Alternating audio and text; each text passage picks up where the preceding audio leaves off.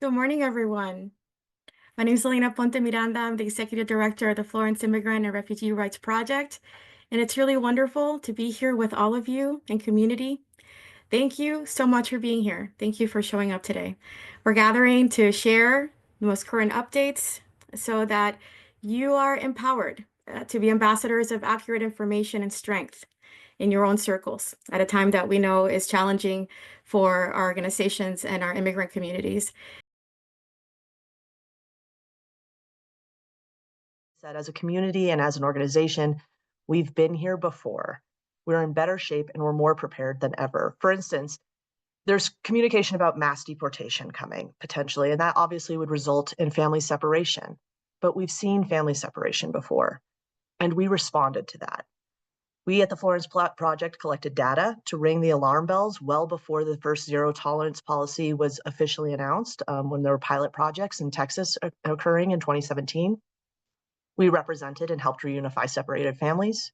We worked closely with litigators to stop the heinous practice, and we told the world about the violation of rights that were occurring every day at the border. We know how to do this work, and we're ready to do it again. There's a lot of things on the horizon that sound very bad.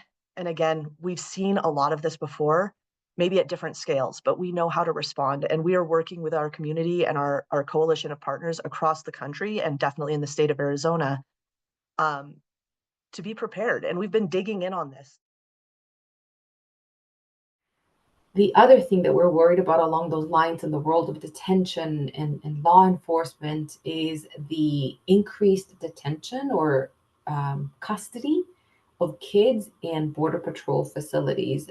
We have seen that before, and what we've learned is that those facilities are not a place for kids. They lack basic care, medical attention, beds, hygiene, food. We have seen children who have been in those facilities because they are with parents, accompanied by parents. We've seen them die because medical attention has not come to them in a timely fashion. We're also worried about kids being subjected to expedited removal proceedings, meaning that currently, again, right now, the kids that are in the care of the government as an unaccompanied minors have the ability to see an immigration judge.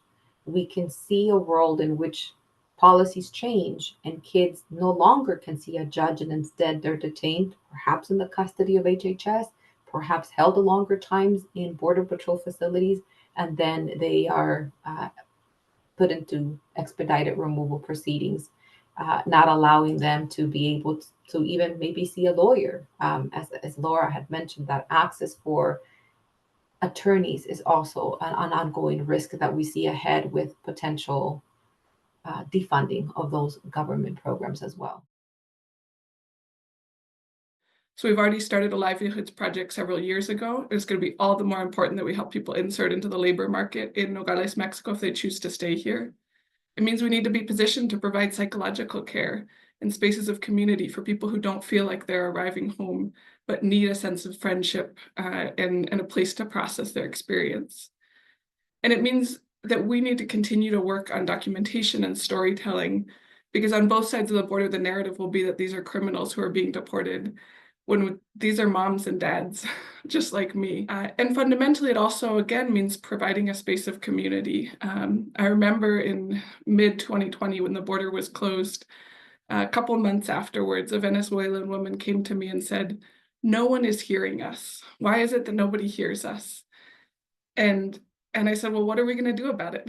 And what we did about it then was create a space for migrant-led organizing, where they could lift up their voices collectively and be heard in the United States. And so we're prepared to do that again if that's what the families ask of us, is to be a space of collective organizing, not just to push system change, but also for people to know that their voices matter and that their lives matter, not just to us at Kino Border Initiative, but to all of you who are connected and many who don't even know what's happening at the border.